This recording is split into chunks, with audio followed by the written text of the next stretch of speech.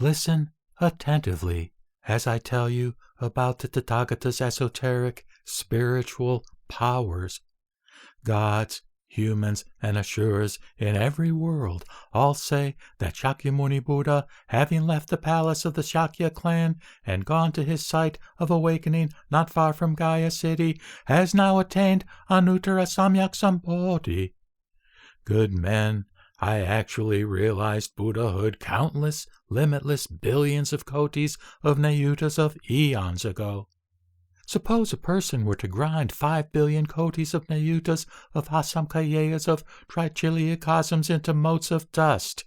Then suppose this person traveled east across 5 billion kotis of nayutas of asamkayas of worlds and deposited 1 mote of dust there. Suppose this person continued in this way, traveling ever eastward until he had exhausted all the motes of dust. Good men, what do you think? Could the number of the worlds he passed through be conceived? Is it possible to know their number? Maitreya Bodhisattva and the others all said to the Buddha, World-honored one, those worlds would be countless, limitless, beyond calculation, and beyond the power of the mind to know. All Shravakas and Pratyeka Buddhas, using their wisdom free of outflows, could not calculate or know their number. We now dwell on the ground of Avaivartika, but we cannot comprehend this matter. World-honored one, such would be the countless, limitless number of these worlds. At that time, the Buddha said to the multitude of great bodhisattvas, Good men, I shall now explain this clearly for you. If all these worlds, whether or not a mote of dust had been deposited in them, were ground into dust, and if each dust mote were an eon, the time that has passed since I became a Buddha would exceed that number by billions of kotis of nayutas of asamkayas of eons. Since then, I have always remained in the Saha world, teaching the Dharma to transform living beings. I have also been guiding and benefiting living beings elsewhere in billions of kotis of nayutas of asamkayas of lands. Good men, in this interval I have spoken of Buddha Dipamkara, burning lamp, and of his entering parinirvana. I have explained this through skillful means.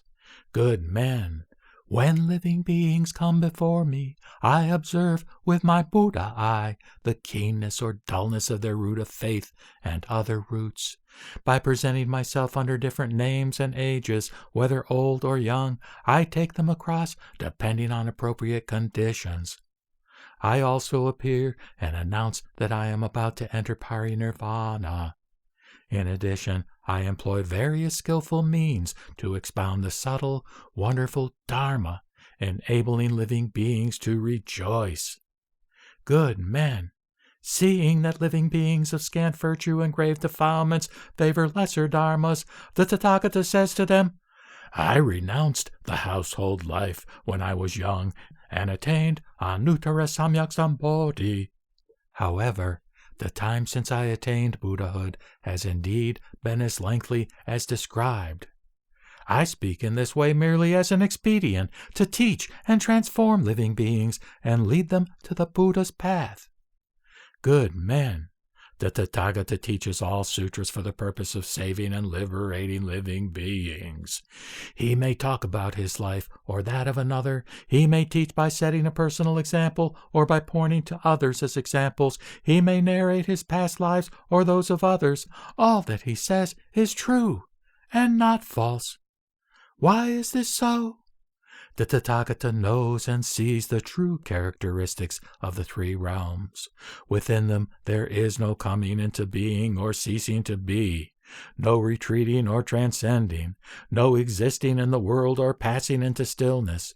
They are neither real nor illusory, neither the same nor different. He does not view the 3 realms in the same way as living beings of the 3 realms do. The Tathagata's view of these matters is clear, without flaw or error.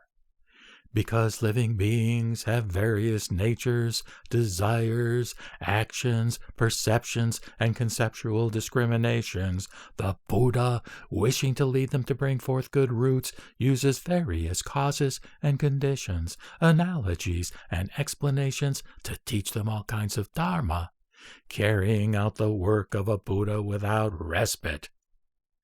In this way, an extremely long time has passed since I realized Buddhahood. My lifespan is countless asamkayas of eons, eternal and never-ending. Good men, the lifespan resulting from my past practices of the Bodhisattva path has not ended yet, and is many times the above number. So even as I now proclaim that I am about to enter parinirvana, I am not really entering parinirvana. The Tathagata uses this as an expedient to teach and transform living beings. For what reason? If the Buddha were to remain in the world forever, those of scant virtue would not plant good roots.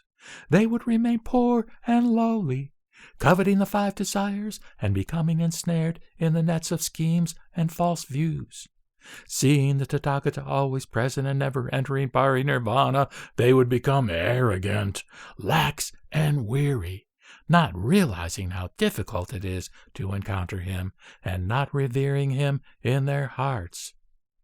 For this reason, the Tathagata expediently says, "Bhikshus, you should know that it is difficult to encounter a Buddha appearing in the world." Why? Those of scant virtue could pass through countless billions of kotis of eons, during which time they may or may not meet a Buddha. Because of that, I say the following: Bhikshus, the Tathagata is difficult to encounter. These living beings, hearing such words, will then certainly realize how difficult it is to encounter a Buddha. With admiration and yearning for the Buddha in their hearts, they will plant good roots. That is the reason the Tathagata speaks of entering parinirvana, although he does not actually enter parinirvana.